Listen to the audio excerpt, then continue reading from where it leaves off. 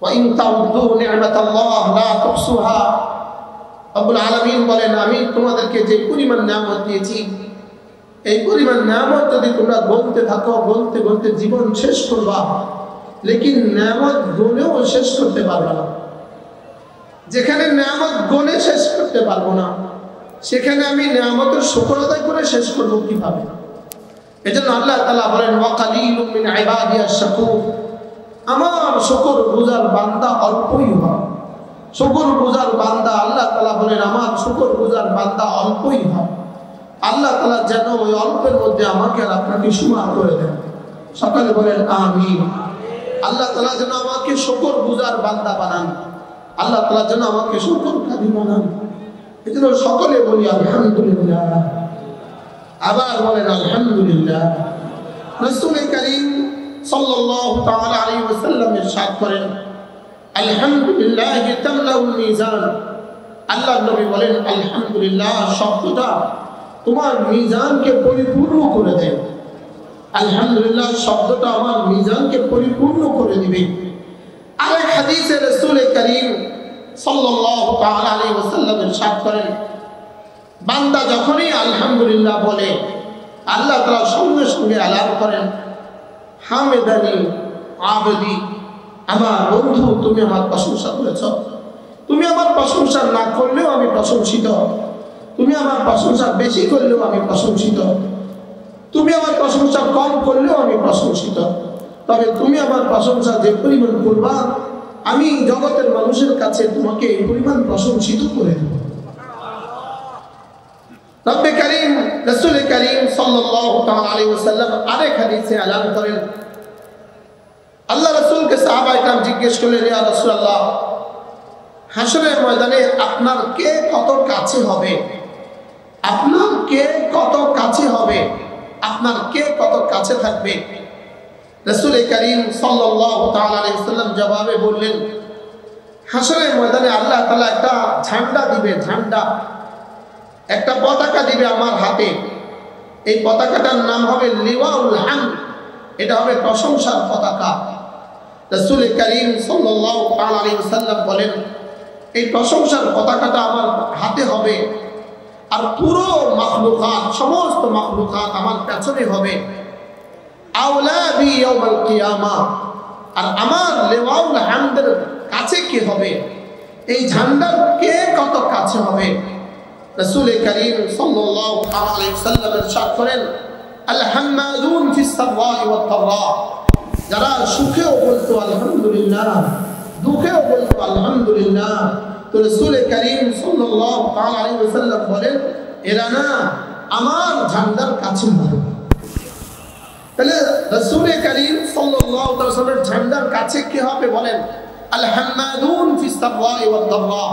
যারা সুখেও বলতো আলহামদুলিল্লাহ, দুঃখেও বলতো আলহামদুলিল্লাহ। আলহামদুলিল্লাহ একটা শব্দ, এই তাসবিহ, এই শব্দটা রব্বে কারীম কোরআনে কারীমের 5টা সূরা শুরু করেছেন আলহামদুলিল্লাহ দিয়ে। এবং এই শব্দটা একটা শব্দ, যেই শব্দ জান্নাতেও চলবে, যেই শব্দ জান্নাতেও থাকবে। জান্নাতে আল্লাহ তাআলা বান্দাকে মাঝে মাঝে জিজ্ঞেস করবে, তুমি কেমন আছো? তো বান্দা জবাবে বলবে, আলহামদুলিল্লাহিল্লাযী হাদানা লিহাদা ওয়া মা কুন্না লিনাহতাদিয়া লাউলা আন হাদানাল্লাহ।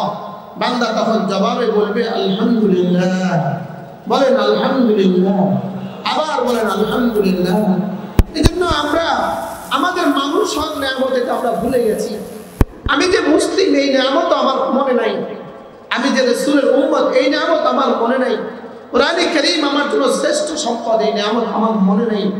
এজন্য আল্লাহ তাআলা রাসূল কারীম সাল্লাল্লাহু তাআলা আলাইহি ওয়াসাল্লামের মধ্যস্থতায় আমাদেরকে একটা দোয়া শিখিয়েছেন। আমরা ভাত খেয়ে একটা দোয়া পড়ি, আমরা ভাত খেয়ে স্বাভাবিকভাবে একটা দোয়া পড়ি, আলহামদুলিল্লাহিল্লাযী আত'আমানা ওয়া সাকানা ওয়া জা'আলানা মিনাল মুসলিমিন। আশ্চর্য বিষয় হলো, হে আল্লাহ, আপনার প্রশংসা, যিনি আমাকে খাওয়ালেন, যিনি আমাকে পান করালেন, আর যিনি আমাকে মুসলমান বানালেন। খাওয়ার দোয়ার মধ্যে মুসলমান বানালেন, এই শব্দটা কেন ঢুকিয়ে দিলেন? খাবার দোয়ার মধ্যে মুসলমান বানালেন, এই শব্দটা কেন ঢুকালেন? এটা শুধু এই জন্য ঢুকালেন যে, হ্যাঁ বন্ধু, তুমি তো ঈমানের নিয়ামত ভুলে গেছো। ঈমানের নিয়ামতের জন্য তুমি শুকর আদায় করবা না, ইসলামের নিয়ামতের জন্য তুমি শুকর আদায় করবা না। মোটামুটি তুমি খাবার খেয়ে শুকর আদায় করবা, 200 টাকার খাবার খেয়ে কিন্তু তুমি শুকর আদায় করবা, একটু চা খেয়েও তুমি শুকর আদায় করো। লেকিন তুমি যে ঈমানের নিয়ামত ভুলে গেছো, এই জন্য আমি না তোমার খাবারের দোয়ার মধ্যে তোমার ইসলামের নিয়ামতের শুকর আদায় করিয়ে নিলাম। এই জন্য আমরা খাবার খেয়ে কি দোয়া করি? আলহামদুলিল্লাহিল্লাযী আত'আমানা ওয়া সাকানা ওয়া জাআলানা মিনাল মুসলিমিন। আল্লাহ আপনি আমাকে মুসলমান বানালেন, এই জন্য সমস্ত প্রশংসা শুধুই তোমার।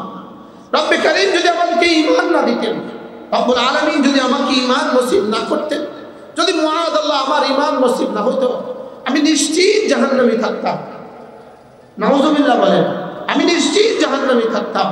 আল্লাহ তাআলা মেহেরবানি করে আমাদেরকে ঈমানের মতো দৌলত দান করেছেন। আল্লাহ তাআলা আমাদেরকে ঈমানের মতো দৌলত দিয়েছেন। ঈমানের মতো দৌলত দেওয়ার অর্থ কি? ঈমানের মতো দৌলত দেওয়ার অর্থ হলো যেন রব্বে কারীম আমাকে আর আপনাকে 10 দুনিয়া বরাবর জান্নাতের মালিক বানিয়ে দিলেন। বলেন 10 দুনিয়া বরাবর জান্নাতের কি বানিয়ে দিলেন? 10 দুনিয়া বরাবর জান্নাতের মালিক আমাকে রব বানিয়ে দিয়েছেন। আমি 10 দুনিয়া বরাবর জান্নাতের মালিক। বলেন আলহামদুলিল্লাহ। আমাকে রব্বে কারীম 10 দুনিয়া বরাবর জান্নাতের মালিক বানিয়ে দিয়েছেন। যদি ঈমান নসিব না হতো, জান্নাতে যাওয়া এভাবে অসম্ভব। কোন বেঈমানের পক্ষে জান্নাতে যাওয়া এভাবে অসম্ভব। হাত্তা ইয়ালিজাল জামালু ফি সামিল খিয়ার, যেভাবে সুইয়ের ছিদ্র দিয়ে ওট ঢোকা যেভাবে অসম্ভব, সুইয়ের ছিদ্র দিয়ে ওট ঢোকা যেভাবে অসম্ভব, ঠিক সেভাবে বেঈমানের জন্য জান্নাতে যাওয়া এভাবে অসম্ভব। এজন্য রব্বে কোনো বেঈমান জান্নাতে যাবে না। কালিমায়ে তাইয়্যিবার উপরে ঈমান আনা যতটা জরুরি, কোনো বেঈমান জান্নাতে যাবে না এই কথাটাকে বিশ্বাস করা ততটা জরুরি। বলেন কোনো বেঈমান জান্নাতে যাবে না। বলেন কোনো বেঈমান কি? কোনো বেঈমান জান্নাতে যাবে না। ঈমান ছাড়া জান্নাতে যাওয়ার আর কোনো ব্যবস্থা নাই। ঈমান ছাড়া জান্নাতে যাওয়ার কি নাই? আর কোনো ব্যবস্থা নাই। ঈমান ছাড়া কোনো মানুষ জান্নাতে যেতে পারবে না। এজন্য 1 নম্বর কাজ, আমার জীবনের 1 নম্বর কাজ, তোমার ঈমানকে খাঁটি করো। অল্প আমলেই নাজাতের জন্য যথেষ্ট হবে। এজন্য 1 নম্বর কাজ, আমার জীবনের 1 নম্বর কাজ, আমার ঈমানকে খাঁটি করা। এজন্য রাসূল করিম সাল্লাল্লাহু তাআলা আলাইহি ওয়াসাল্লাম ইরশাদ করেন, জাদ্দিদু ঈমানাকুম, তোমরা তোমাদের ঈমানকে নবায়ন করো। ক্বালু কাইফা নুজাদ্দিদু ঈমানানা ইয়া রাসূলুল্লাহ, আমরা আমাদের ঈমানকে কিভাবে নবায়ন করব? আল্লাহর নবী বলেন, তোমরা তোমাদের ঈমানকে নবায়ন করো। সাহাবারা আরজ করলেন, ইয়া রাসূলুল্লাহ, আমরা আমাদের ঈমানকে কিভাবে নবায়ন করব? এবার আল্লাহর নবী বলেন, ফাকসিরু বিকাউলি লা ইলাহা ইল্লাল্লাহ। সকলে পড়েন লা ইলাহা ইল্লাল্লাহ, লা ইলাহা ইল্লাল্লাহ, লা ইলাহা ইল্লাল্লাহ, লা ইলাহা ইল্লাল্লাহ, লা ইলাহা ইল্লাল্লাহ মুহাম্মাদুর রাসূলুল্লাহ। একবার বলবো তো একবার ঈমান নবায়ন হবে, আবার বলবো আবার ঈমান নবায়ন হবে, আবার বলবো আবার ঈমান নবায়ন হবে, আবার বলবো আবার ঈমান নবায়ন হবে। লা ইলাহা ইল্লাল্লাহ, লা ইলাহা ইল্লাল্লাহ, লা ইলাহা ইল্লাল্লাহ মুহাম্মাদুর রাসূলুল্লাহ। এই কালেমার জন্যই 7 আসমান বানানো হয়েছে, এই কালেমার জন্যই 7 জমিন বিছানো হয়েছে। এই কালেমা আছে বলেই সূর্য উঠে, কালেমা আছে বলেই সূর্য ডুবে, কালেমা আছে বলেই পূর্ণিমা হয়, কালেমা আছে বলেই অমাবস্যা হয়, কালেমা আছে বলেই জমিন এখনো ফসল দেয়, কালেমা আছে বলে এই গাভী এখনো বাচ্চা দেয়, কালেমা আছে বলে মুরগি এখনো ডিম দেয়, কালেমা আছে বলে সাগর আর মহাসাগর এখনো মাছ দেয়, কালেমা আছে বলে কাঁঠাল গাছে কাঁঠাল হয়, কালেমা আছে বলে লিচু গাছে লিচু হয়। আপনি বলবেন আমার বিশ্বাস হয় না, আমি বলবো আপনার বিশ্বাস না হলে আমাদের কিছু করার নাই। কি হয় যদি কেউ বলে আমার কি হয় না, বলে আমার কি করার আছে? আপনার বিশ্বাস না হলে আমার কি করার আছে? আমি আপনাকে শুধু শুনিয়ে যাওয়ার দায়িত্ব। আমি আপনাদের শুনিয়ে যাওয়ার কি আমি আপনাকে শুনিয়ে দেওয়ার দায়িত্ব। কালেমার বুনিয়াদের উপরেই, কালেমার ভিত্তিতেই রব্বে কারীম সারা পৃথিবীর মানুষকে দুভাগে ভাগ করেছেন। এক ভাগের নাম মুমিন, আরেক ভাগের নাম কাফের। কালেমার ভিত্তিতে মানুষ দুভাগে বিভক্ত, এক ভাগ জান্নাতি, আরেক ভাগ জাহান্নামী। কালেমার ভিত্তিতে মানুষ দুভাগে বিভক্ত, এক ভাগ সুআদা, আরেক ভাগ আশকিয়া। এক ভাগ সৌভাগ্যবান, আরেক ভাগ দুর্ভাগা। শুধু কালেমার ভিত্তিতেই লা ইলাহা ইল্লাল্লাহ, লা ইলাহা ইল্লাল্লাহ, লা ইলাহা ইল্লাল্লাহ মুহাম্মাদুর রাসূলুল্লাহ। একটা প্রশ্ন, আমি এখন যে কথাগুলো বললাম, যদি আপনাদের কারো সন্দেহ হয়, যদি আপনাদের কারো বিশ্বাস না হয়, তাহলে একটা উপায় আছে। একটা কি আছে বলেন? একটা উপায় আছে, আপনি মরে দেখতে পারেন। বলেন কি উপায় আছে বলেন? আপনি কি করতে পারেন? আপনি মরে দেখতে পারেন, আপনি মরে দেখতে পারেন। প্রশ্ন, মরার পরে যদি আপনি বুঝেন যে সত্য, মরার পরে যদি আপনি বুঝেন যা বলেছে সত্য, তখন আপনি কি করবেন? জোরে বলেন। আচ্ছা, মৃত্যুর পরে যদি বুঝেন যে কোরআন হাদিস যা বলেছে সব মিথ্যা, মাআযাল্লাহ, নাউযুবিল্লাহ, যদি মনে করেন যে ঈমান মিথ্যা, নামাজ মিথ্যা, রোজা মিথ্যা, মৃত্যুর পরে যদি মনে করেন মিথ্যা, আর আমাদের সকলকে বলে তোমরা মাটি হয়ে যাও। যারা ঈমান আনে নাই তাদেরকেও বলে মাটি হয়ে যাও, যারা ঈমান এনেছেন তাদেরকেও বলে মাটি হয়ে যাও, যারা ঈমান আনে নাই তাদেরকেও বলে তোমরা মাটি হয়ে যাও, যারা ঈমান এনেছেন তাদেরকেও বলে মাটি হয়ে যাও। তাহলে আমরা যারা ঈমান এনেছি, আমরা যারা নামাজ পড়ি, আমাদের এমন লস কি? বুঝেন না? বুঝেন না? যারা দুই পাশে বসে আছেন, আপনারা কিছু বুঝছেন? যদি মওতের পরে নামাজের পুরস্কার আমরা না পাই, মওতের পরে যদি রোজার পুরস্কার আমরা না পাই, সবাইকে বলে মাটি হয়ে যাও, কুনু তুরাবা, সকলে মাটি হয়ে যাও, তাহলে আমাদের এমন লস কি? বুঝেন নাই? তাহলে মওতের পরে সবাই মাটি হয়ে গেলে আমাদের কোনো লস আছে? আমাদের কোনো লস নাই। আচ্ছা, এবার মওতের পরে যদি কালেমাওয়ালাকে বলে জান্নাতে চলে যাও, নামাজিকে বলে জান্নাতে চলে যাও, আর বেঈমানকে বলে জাহান্নামে চলে যাও, বেনামাজিকে বলে জাহান্নামে চলে যাও, তখন তুমি কি করবা একটু ভাবছো? আমি বুঝাইতে পারি নাই মনে হয়। অপশন কয়টা? দুইটা। There is no third option. ওখানে কোনো থ্রি অপশন নাই, তিন নম্বর কোনো অপশন নাই। অপশন হচ্ছে দুইটা, হয় যা বলেছি সত্য, অথবা যা বলেছি মিথ্যা। হয় সত্য অথবা কি? আচ্ছা, যদি মিথ্যা তাহলে কি কি অসুবিধা? কালেমার পুরস্কার নাই, নাউযুবিল্লাহ। নামাজের পুরস্কার নাই, তাহলে কি কি অসুবিধা বলেন? কোনো অসুবিধা নাই বলেন। কারণ তখন বেনামাজি কি? তখন বেনামাজি কি? সেও মাটি। নামাজি সেও মাটি, বেরোজগারি সেও মাটি, রোজাদার সেও মাটি, গরুও মাটি, ছাগলও মাটি, আমিও মাটি, বেঈমানও মাটি, আমিও মাটি, মুফতি সাহেবও মাটি, মুহাদ্দিস সাহেবও মাটি, পীর সাহেবও মাটি। তাহলে কি এমন কোনো অসুবিধা আছে? সবাই মাটি। লেকিন যদি এর বিপরীতে কালেমাওয়ালাকে জান্নাত দেয় আর বেঈমানকে জাহান্নাম দেয়, নামাজিকে জান্নাত দেয়, বেনামাজিকে জাহান্নাম দেয়, রোজাদারকে জান্নাত দেয়, বেরোজগারিকে জাহান্নাম দেয়, তখন তুমি করবেন, তখন আপনি করবেন কি? তখন কোনো উপায় আছে? তাহলে ও রাস্তা মোট কয়টা? কি কি? মানা না মানা বলেন? রাস্তা কয়টা মোট? আলাম নাজআল লাহু আইনাইন, আলাম নাজআল লাহু আইনাইন ওয়া লিসানান ওয়া শাফাতাইন ওয়া হাদাইনাহু নাজদাইন। রব্বুল আলামিন বলেন, আমি কি তোমাকে দুটো চক্ষু আমি কি দেই নাই? আমি কি তোমাকে দুটো চোখ দেই নাই? আমি কি তোমাকে দুটো ঠোঁট দেই নাই? এবার রব্বুল আলামিন বলেন, আমি কি তোমাকে দুটো রাস্তা দেখাই নাই? আমি তোমাকে দুটো চোখ দিয়েছি, আমি তোমাকে দুটো ঠোঁট দিয়েছি, আর আমি তোমাকে দুটো রাস্তা দেখিয়েছি, একটা জান্নাতের রাস্তা, একটা জাহান্নামের রাস্তা। আমি তোমাকে দু চোখ দিয়েছি, এটা যদি রব্বে কারীমের বক্তব্য সত্য হয়। আমি তোমাকে দু ঠোঁট দিয়েছি, এটা যদি রব্বুল আলামিনের বক্তব্য সত্য হয়। আমি তোমাকে দুটো রাস্তা দেখিয়েছি, এটাও সত্য। আমি তোমার সামনে দুটো জিনিস রেখে দিয়েছি, একটা জান্নাত রেখে দিয়েছি, একটা জাহান্নাম রেখে দিয়েছি, এটাও সত্য। এটাও কি বলেন? এটাও সত্য। দুই চোখ দিছে, সত্য না মিথ্যা?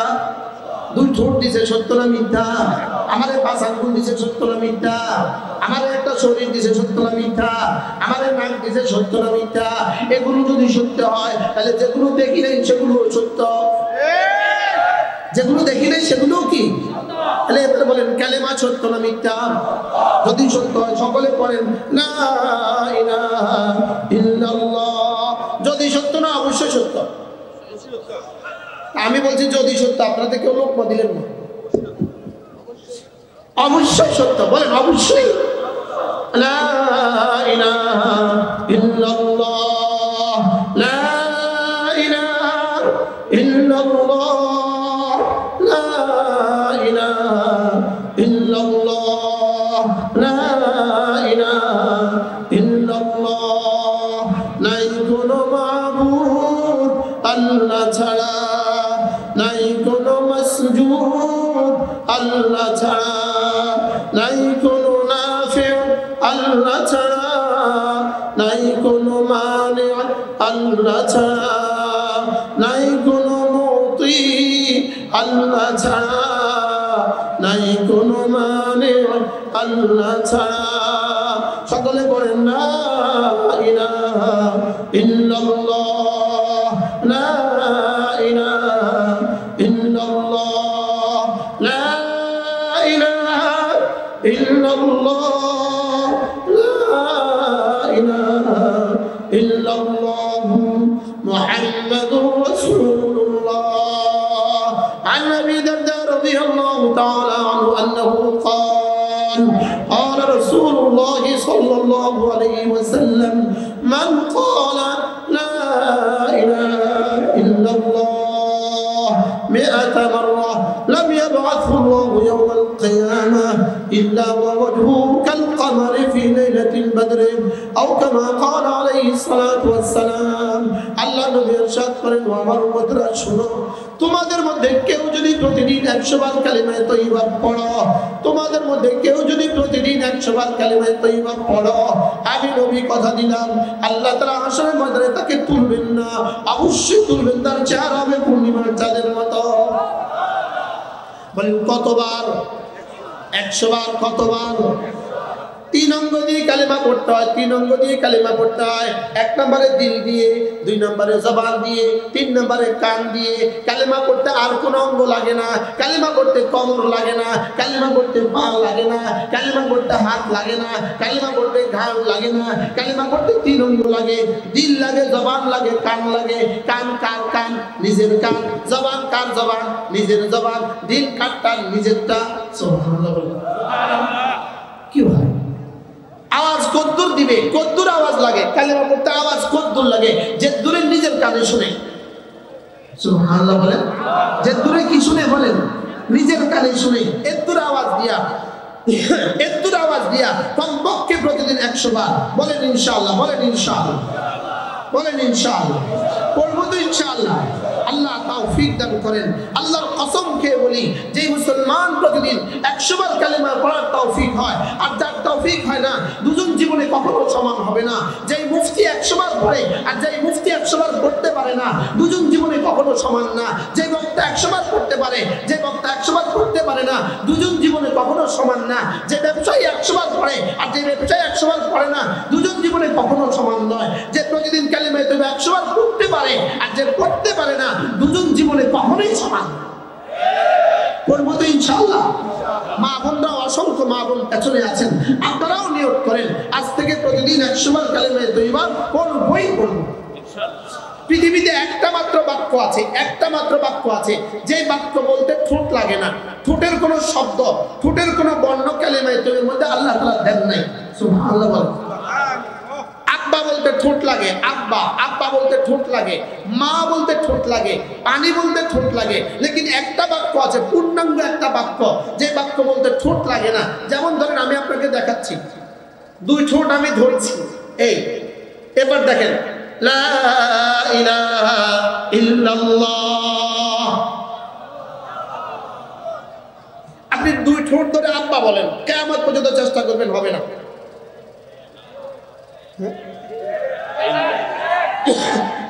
2 ঠোঁট ধরে মা বলেন, 2 ঠোঁট ধরে মা বলেন, মা।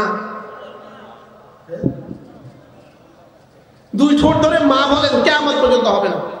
লেকিন রব্বে কারীম কালিমায়ে তয়্যিবার মধ্যে ঠোঁটের কোনো বর্ণ দিলেন না কেন? ঠোঁটের বর্ণ এই জন্য দেন নাই, আল্লাহ জানতেন কিয়ামতের আগে প্রযুক্তির কারণে, বিজ্ঞানের টেকনোলজির তারাক্কির কারণে কি হবে, মানুষ আইসিইউতে ঢুকায় দেবে মৃত্যুর আগে, তখন তার মুখের রং দেওয়া হবে, মুখেও 5 থাকবে, নাকেও 5 থাকবে। মুখে যদি 5 থাকে তখন তো হচ্ছে দুই ঠোঁট মিলাতে পারবে না, তখন তো মৃত্যুর সময় আমার বন্ধু কালিমায়ে তয়্যিবা করতে পারবে না। এই জন্য রব্বে কারীম কালিমায়ে তয়্যিবার মধ্যে ঠোঁটের কোনো বর্ণ দেন নাই।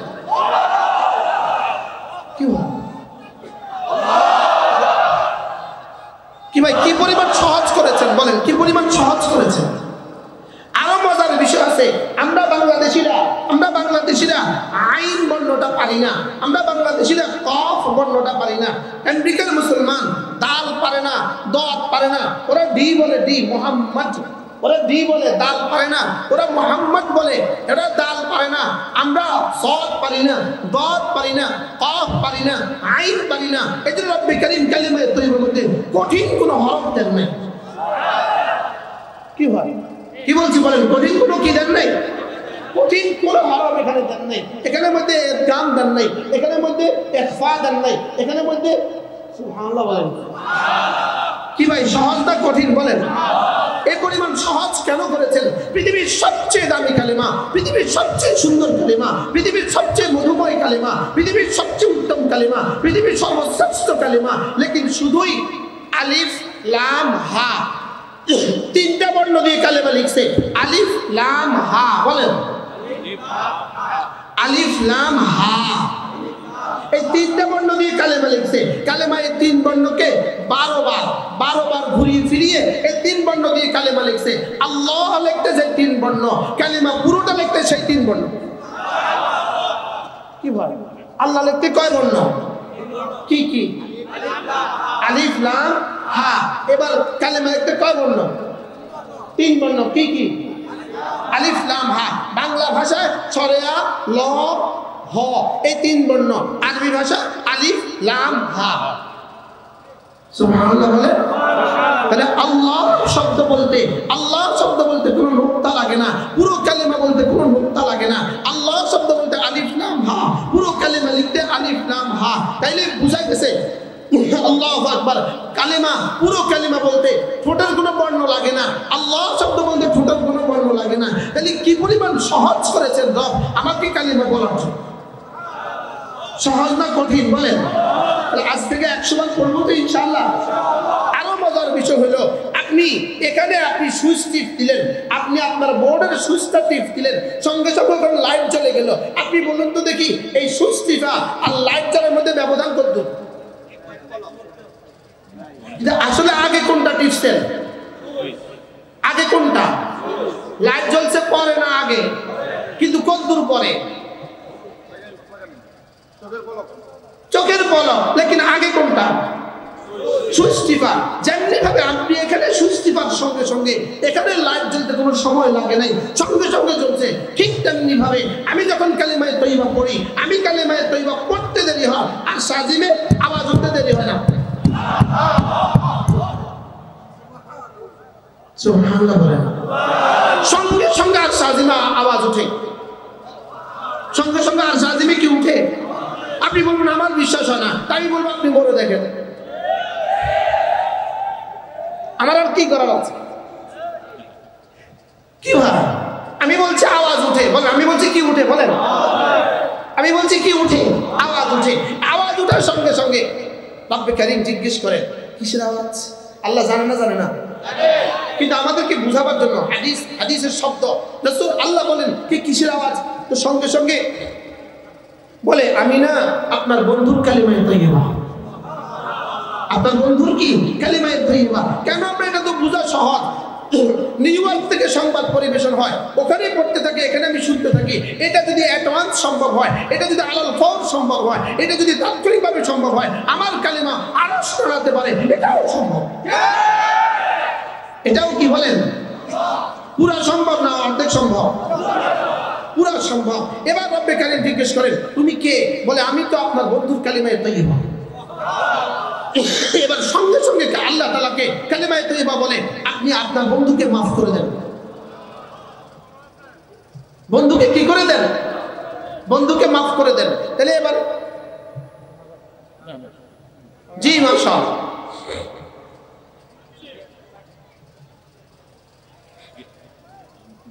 না আমরা কি বলছি? তাহলে কালিমা তয়্যিবা প্রতিদিন 100 বার পড়বো তো ইনশাআল্লাহ? না, বুঝে বলেন, বুঝে বলেন। কেন পড়বেন বুঝে বলেন। কেন পড়বেন বুঝে বলেন। যে কালিমা তয়্যিবা প্রতিদিন 100 বার পড়বো। আমার কালিমা তয়্যিবা আমার লাগবে না, আমার লাগবে না।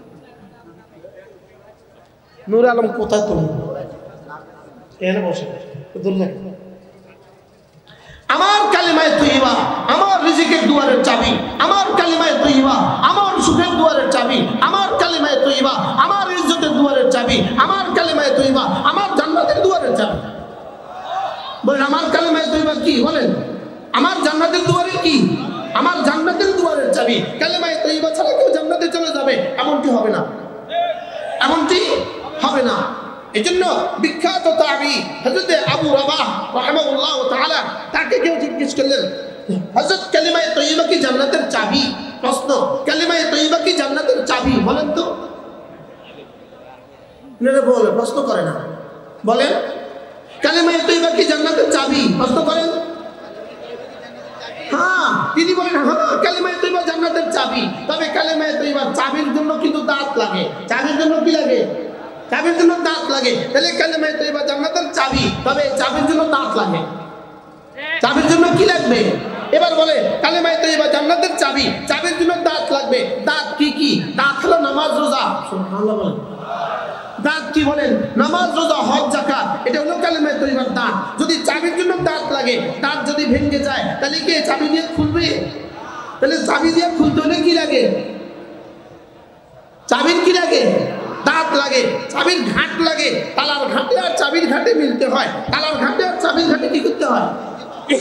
মিলতে হয়। তো হযরত আবু রাবাহ রাহিমাহুল্লাহ তিনি বলেন কালিমায়ে তয়্যিবার জন্য দাঁত লাগবে। কালিমায়ে তয়্যিবার দাঁত হলো নামাজ। কালিমায়ে তয়্যিবার দাঁত হলো রোজা। কালিমায়ে তয়্যিবার দাঁত হলো হজ। কালিমায়ে তয়্যিবার দাঁত হলো যাকাত। কালিমায়ে তয়্যিবার দাঁত হলো পর্দা। সুবহানাল্লাহ বলেন। এগুলো সব কালিমায়ে তয়্যিবার কি? দাঁত। বুঝে থাকলে বলুন তো দেখি চাবির জন্য কি লাগে? এবার কালিমায়ে তয়্যিবার জন্য কি লাগবে? কালিমায়ে তয়্যিবার জন্য দাঁত লাগবে। কালিমায়ে তয়্যিবার 1 নম্বর দাঁত কি? নামাজ। 1 নম্বর দাঁত কি? আচ্ছা, চাবির যদি দাঁত ভেঙে যায়, চাবির যদি দাঁত ভেঙে যায়, এই চাবিকে কি করতে হয়? এই চাবি কিসমতে ফিডা আছে। ফিডা, এই চাবির কিসমতে কি আছে বলেন? ফিডা আছে, আগুন আছে। আগুন, আগুন ছাড়া চাবি ঠিক হয় না। আগুন ছাড়া কি ঠিক হয় না? আগুন ছাড়া চাবি ঠিক হয় না। তাইলে বোঝা গেছে কালিমায়ে তয়্যিবার দাঁত হলো কি? নামাজ। বুঝে না? কালিমায়ে তয়্যিবার দাঁত কি? নামাজ। আর দাঁত যদি না থাকে কি আছে? ফিডা আছে।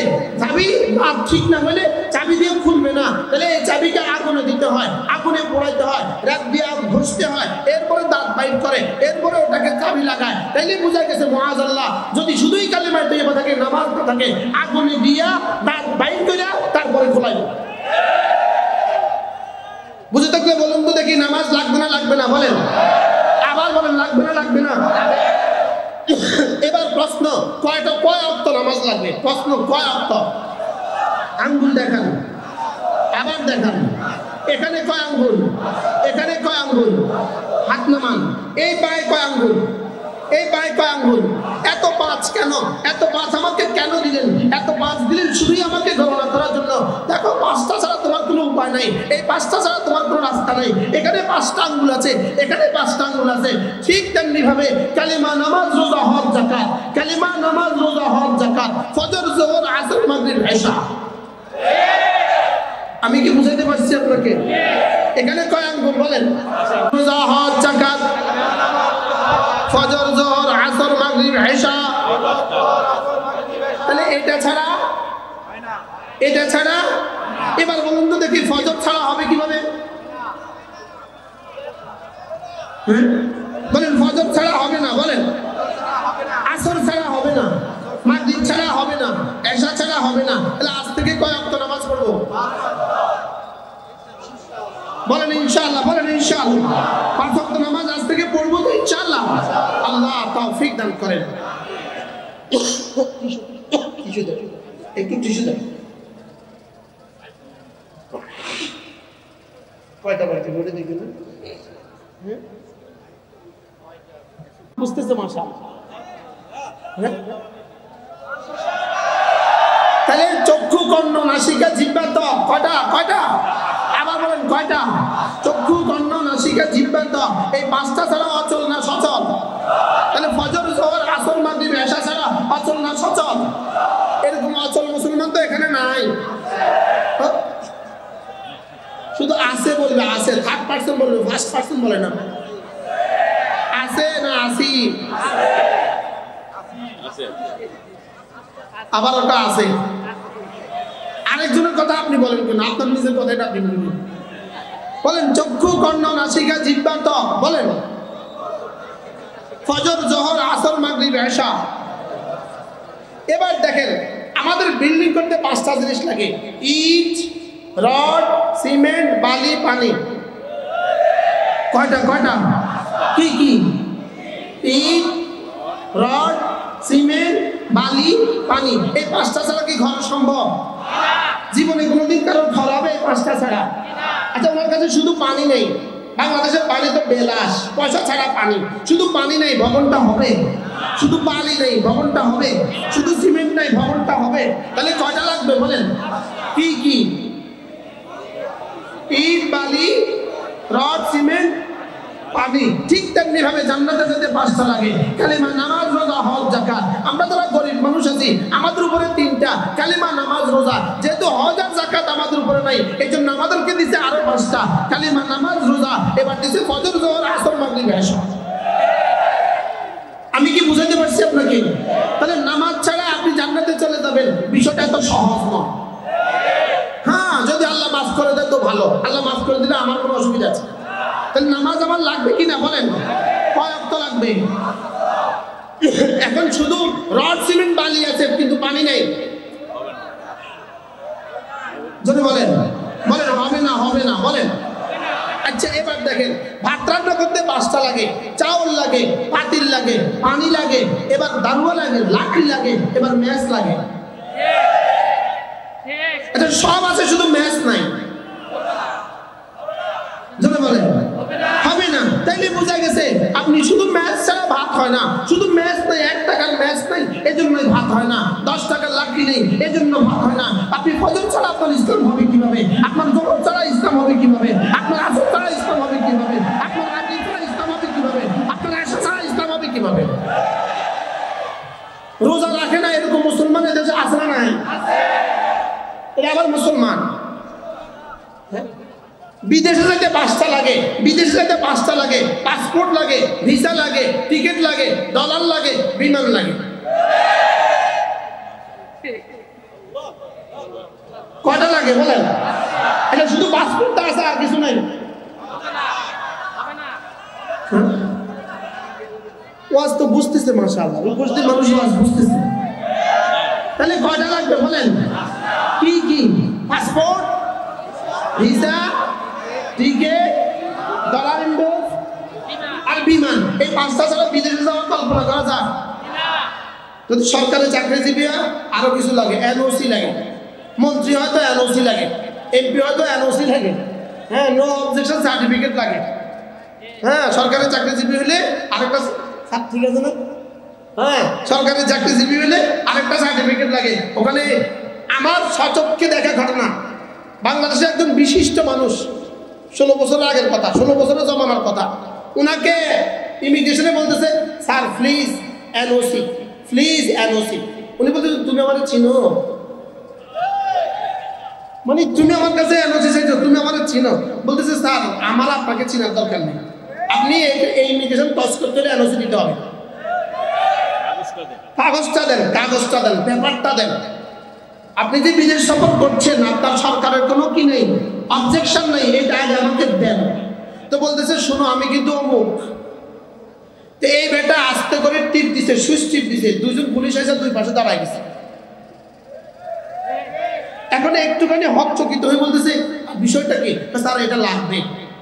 আর না ভাই এই দুজন আছে, নিয়ে যাও, যাও নিয়ে যাও। এই কথা বলার সঙ্গে সঙ্গে এবার সচিবালয়ে ফোন দিয়ে কয়, সঙ্গে সঙ্গে বলতেছে আমার এনওসিটা পাঠাও, তাড়াতাড়ি করো, তাড়াতাড়ি এনওসি হোয়াটসঅ্যাপে পাঠাও। তাইলে বোঝা গেছে যত বড়ই হন আপনি, আপনি পাসপোর্ট ছাড়া, ভিসা ছাড়া, টিকিট ছাড়া, ডলার ইনভেস্ট ছাড়া, বিমান ছাড়া আপনি বিদেশে যেতে পারবেন না। তাইলে বোঝা গেছে আপনি যত বড়ই হন, আপনি কালিমা, আপনি নামাজ, আপনি রোজা, আপনি হজ, আপনি যাকাত ছাড়া জান্নাতে যেতে পারবেন না। এখন আমাদের দেশে তো সহজ হয়ে গেছে, এখানে তো বাবার কবরে একটু মোমবাতি দিয়ে দিলে জান্নাত।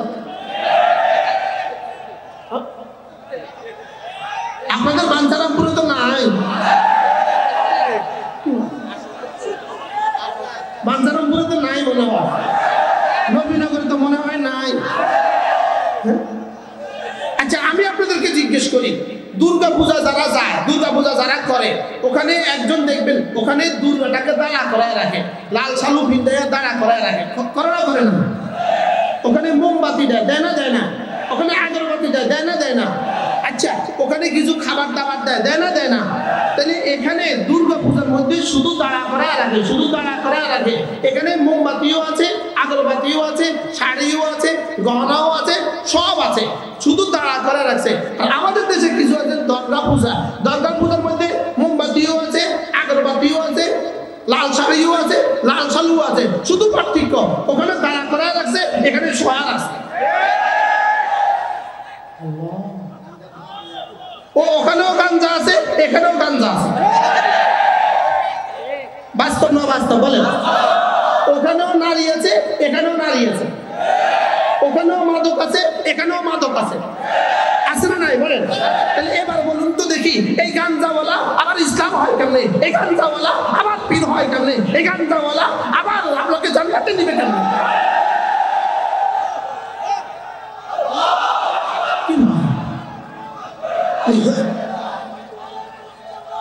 না আমি বলি বন্ধু বন্ধদের আস্তানা ভেঙে দাও, ঘুরিয়ে দাও না। আমি বলি বন্ধু বন্ধদের আস্তানা হেদায়েত দাও, হেদায়েত দাও।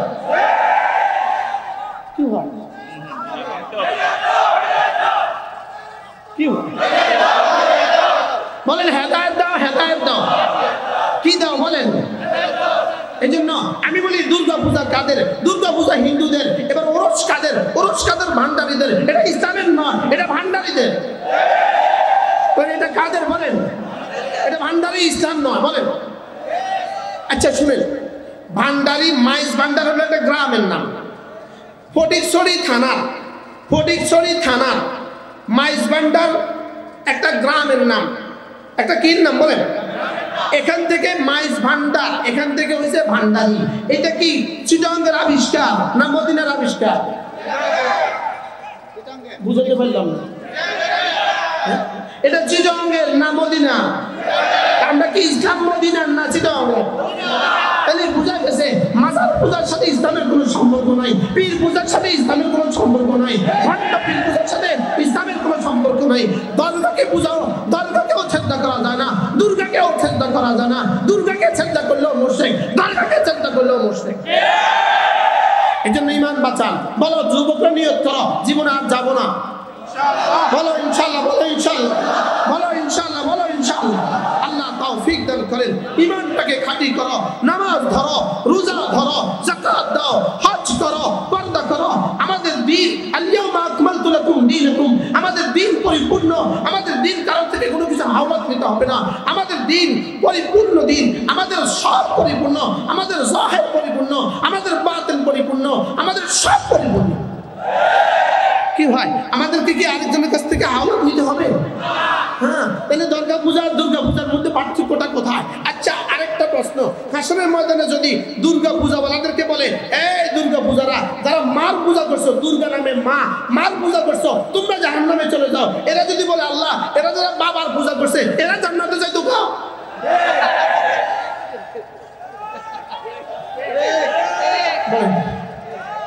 আর বুঝা চিল্লাইতেছেন না বুঝা?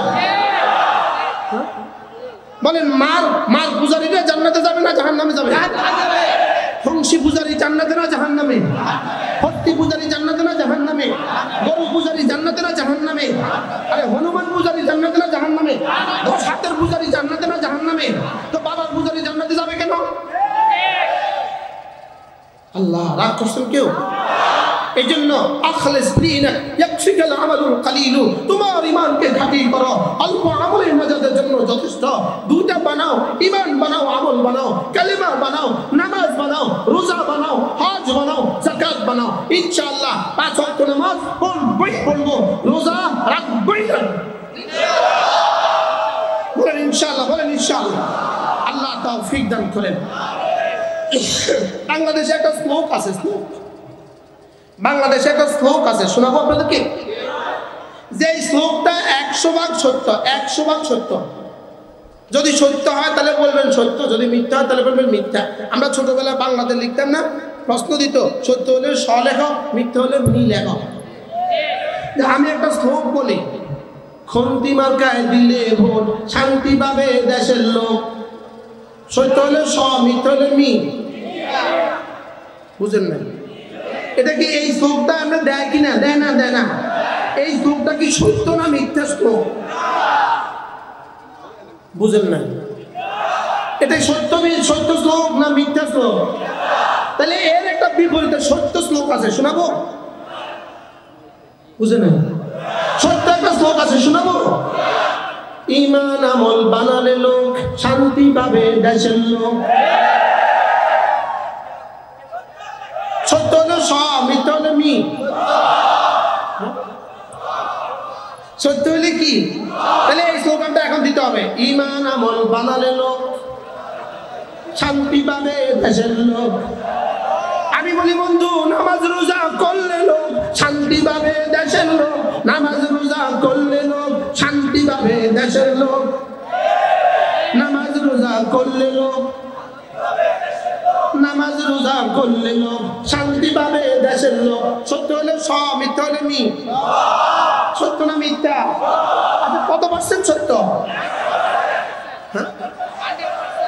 সবাই সবাই নিয়ত পাক্কা, নিয়ত পাক্কা। এটা সত্য না মিথ্যা? বলেন নামাজ রোজা করলে লোক। আমি বলবো নামাজ রোজা, আপনি বলবেন করলে লোক। নামাজ রোজা, নামাজ রোজা, নামাজ রোজা করলে লোক, শান্তি পাবে দেশের লোক। নামাজ রোজা, নামাজ রোজা করলে লোক, শান্তি পাবে দেশের লোক। আল্লাহ একবার যদি সূরা ইখলাস পড়ো, আল্লাহর নবী বলেন, যাও আমি নবী কথা দিলাম, কোরআনে কারীমের 3 ভাগের 1 ভাগ পড়ার সওয়াব পাবা। কি ভাই, কয়বার পড়লে 3 ভাগের 1 ভাগ? আমার করতে লাগে 10 সেকেন্ড, আপনাদের লাগবে 3 সেকেন্ড। আপনারা এক্সপার্ট যে। বাস্তব না বাস্তব? এবার পড়েন তো, বিসমিল্লাহির রহমানির রহিম, কুল হুয়াল্লাহু আহাদ, আল্লাহুস সামাদ, লাম ইয়ালিদ ওয়া লাম ইউলাদ ওয়া লাম ইয়াকুল লাহু কুফুয়ান আহাদ। সুবহানাল্লাহ।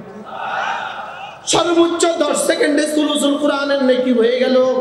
10 বার পড়লে আল্লাহর নবী বলেন, মান ক্বারা সূরাতুল ইখলাস 10 মাররা বানাল্লাহু লাহু বাইতান ফিল জান্নাহ। আল্লাহর নবী বলেন, কোন মানুষ যদি 10 বার সূরা ইখলাস পড়ে, আল্লাহ তাআলা জান্নাতে তার জন্য একটা ঘর বানাবে। জান্নাতে কি বানাবে? ঘর বানাবে। আমি পড়ে দেখছি, আমার লাগে 1.5 মিনিট, আপনাদের লাগবে 30 সেকেন্ড, কারণ আপনারা এক্সপার্ট।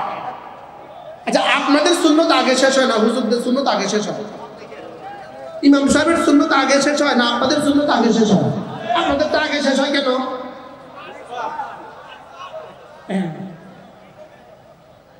কি হয়? তাইলে বোঝা গেছে আমাদের সমস্যা আছে। আমাদের কি আছে বলেন? আচ্ছা, আমরা ছোটবেলা বীজগণিত করছি, ক্লাস 9, 10 ইন্টারমিডিয়েটে আমরা বীজগণিত করছি। আচ্ছা, বীজগণিতে এই পৃষ্ঠার উপর থেকে শুরু হয়, ওই কোণা পর্যন্ত চলে যায়। এই পুরাটা অঙ্কের মধ্যে এই কোণা থেকে এই কোণা, পৃষ্ঠার এই কোণা থেকে এই কোণা পর্যন্ত চলে গেছে। পুরাটা অঙ্কের মধ্যে শুধু একটা প্লাস ভুল লিখছেন, প্লাস। এবার বলেন, অঙ্কতে কত নাম্বার দিবে? না, 10-এ 9 তো দিবে। কত নাম্বার দিবে বলেন?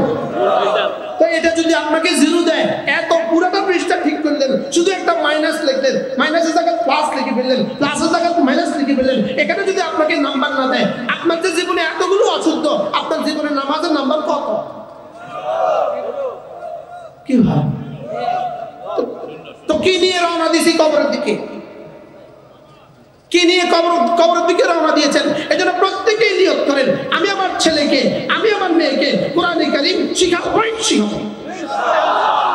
বলেন ইনশাআল্লাহ, বলেন ইনশাআল্লাহ। আল্লাহ তৌফিক দান করেন। হ্যাঁ, যাদের ছেলে মেয়ে আর হবে না, আপনারা কেন হাত তুলছেন? যারা হাত তুলছেন নাতি নাতনিকে শিখাবো। বলেন ইনশাআল্লাহ। আল্লাহ তৌফিক দান করেন। আমার ভাই, আমার ভাই, আমরা যেভাবে ধ্বংস হতে চলছি, আমরা যেভাবে জাহান্নামের দিকে ছুটছি, আমাদের পরিণতি শুভ হবে না, আমাদের পরিণতি সামনে ভালো হবে না। যুবক, তোমাকে ধ্বংসের জন্য সমস্ত পরিকল্পনা করে ফেলেছে। তোমার হাতে মোবাইল কেন তুলে দিয়েছে? শুধুই তোমাকে ধ্বংসের জন্য। নগ্ন ছবি তোমাকে কেন তুলে দিয়েছে? শুধুই তোমাকে ধ্বংসের জন্য। তোমাকে নামাজ শূন্য কেন করেছে? শুধুই তোমাকে ধ্বংসের জন্য। তুমি খোদা না খাস্তা যদি ফিরে না আসো, আরেকটা ভারমান ট্র্যাজেডি অপেক্ষা করছে আমাদের জন্য, আরেকটা ফিলিস্তিন আমাদের জন্য অপেক্ষা করছে। এজন্য তুমি কবে তওবা করবা, কবে ফিরবা? তুবু ইলাল্লাহি জামিআ আইয়ুহাল মুমিনুন, দ্বীনের দিকে ফিরো। আমাদের দ্বীন আমাদের শেষ ঠিকানা, আমাদের ঈমান আমাদের রক্ষা কবচ, আমাদের ইসলাম আমাদের রক্ষা কবচ। যেভাবে আলহামদুলিল্লাহ 15টা মাস এতটা যুদ্ধের পরেও, সারা পৃথিবী মিলে যুদ্ধের পরেও ফিলিস্তিনের মুসলমানদের কাছে যেভাবে ইসরায়েল চিরতরে লাঞ্ছিত হয়ে পরাজিত হয়েছে, শুধুই তাদের ঈমানের কারণে, শুধুই তাদের ইসলামের কারণে। কিসের কারণে বলেন? কিসের কারণে? শুধুই তাদের ঈমানের কারণে, শুধুই তাদের অস্ত্রের কারণে। অস্ত্রের কারণে নয়। ফিলিস্তিনের কাছে অস্ত্র ছিল না, তাদের কাছে কোনো অস্ত্র নাই, পৃথিবী কেউ তাদেরকে অস্ত্র দিতেও পারে নাই। তাদের নিজস্ব কোনো ডলার নাই, তাদের নিজস্ব কোনো মুদ্রা নাই, তাদের নিজস্ব কোনো ভূখণ্ডের সীমানা নাই। লেকিন রব্বে কারীম তাদেরকে ঈমানের বলে বলিয়ান করে সারা পৃথিবী একসাথ হয়েছে, ইঙ্গো মার্কিন সব একসাথ হয়েছে। তাদেরকে গত 19শে ডিসেম্বর, 19শে জানুয়ারি আলহামদুলিল্লাহ পরাজয়ের গ্লানিতে, পরাজয়ের দপ্তরে সই করে তারা বিদায় নিতে বাধ্য হয়েছে। বলেন পুঁজি কি ছিল? আবার বলো কি ছিল? বলো। পুঁজি ছিল তাদের কাছে ঈমান, তাদের পুঁজি তাদের কাছে ইসলাম, তাদের পুঁজি তাদের তাকওয়া, তাদের পুঁজি তাদের তাওয়াক্কুল। যদি মুসলমান আমরা যদি এগুলো উঠতে না পারি, খোদা না খাস্তা ফু দিতে দেরি হবে, আমরা ভেসে যেতে দেরি হবে না। বাস্তব না বাস্তব? এজন্য চলেন নিয়ত করি, আজ থেকে হিম্মত করি, ইনশাআল্লাহ আমরা আজ থেকে নামাজ ছাড়ব না। বৈষম্য বিরোধী আন্দোলনে নিহত আহতদের জন্য দোয়া। বৈষম্য বিরোধী আন্দোলনে যারা শাহাদাত বরণ করেছেন, এদের জন্য যদি আমরা দোয়া করতে ভুলে যাই, তো কিয়ামত পর্যন্ত এই জাতি গাদ্দারির খাতা না হবে। এজন্য এদের জন্য দোয়া করা, এদের জন্য কি করা? এই এতক্ষণ বুঝে আমি এখানে বয়ান করতাম, এর আগেই তো কত কত পরমানা চলে যেত। বাস্তব না বাস্তব? ওই বৈষম্য বিরোধী আন্দোলনে যারা শাহাদাত বরণ করেছেন, যারা ঈমানের সাথে চলে গিয়েছেন, আল্লাহ তাআলা তাদের সকলকে শাহাদাতের উঁচু মর্তবা নসিব করেন। যারা আহত হয়ে আছেন, এদেরকে ভুলা যাবে না। আমাদের রাষ্ট্রযন্ত্র যেন কিয়ামত পর্যন্ত এদের পরিবারগুলোকে কিয়ামত পর্যন্ত দেখাশোনা করে। এটা আমাদের কি দাবি? এটা আমাদের প্রাণের দাবি।